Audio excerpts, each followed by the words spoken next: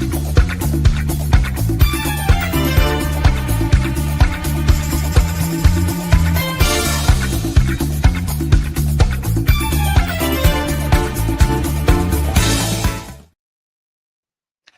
Helen. So last week we looked at 15 ways to infuse the writing process with AI tools. And so today I wanted to dive into using Quillbot, an AI language tool, which I used in a language lesson. So in my other subjects, we were doing good and bad foods. And for fun, we decided to write about our worst foods in creative writing for a bit of cross-curricular with the language. And in the language lesson, I was looking for original similes and comparisons. And I see my favorite app there, the Most Dangerous Writing app. And I see you've used Quillbot. So we use Tech with a Purpose, where we use the Most Dangerous Writing app just to get the conscious flow of thinking about my worst food. Fantastic. And the way that the Most Dangerous Writing app works, if you haven't seen it before, is you have to continuously type ideas down. Otherwise, your ideas disappear. And you'll notice then that it's just a free-flowing thought process. Full of mistakes. There are very few full stops. Christmas doesn't have a capital letter.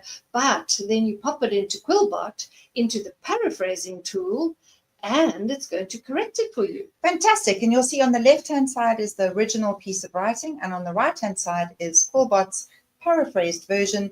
There are a whole lot of yellow underlinings and highlighted, bolded words, and that actually, if you tap on those, they have other suggestions of words that you could use in place of what is there. So it's like a thesaurus, and you can choose which of the words you would like to use. So there's still critical thinking evaluation happening. And even sometimes my children said they didn't like the change Quillbot had made. And I said, well, stick to your own at this point. Fantastic.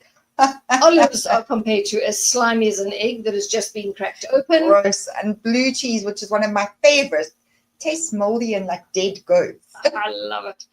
And then you could pop that whole corrected story into the grammar checker, and it would check your grammar for you.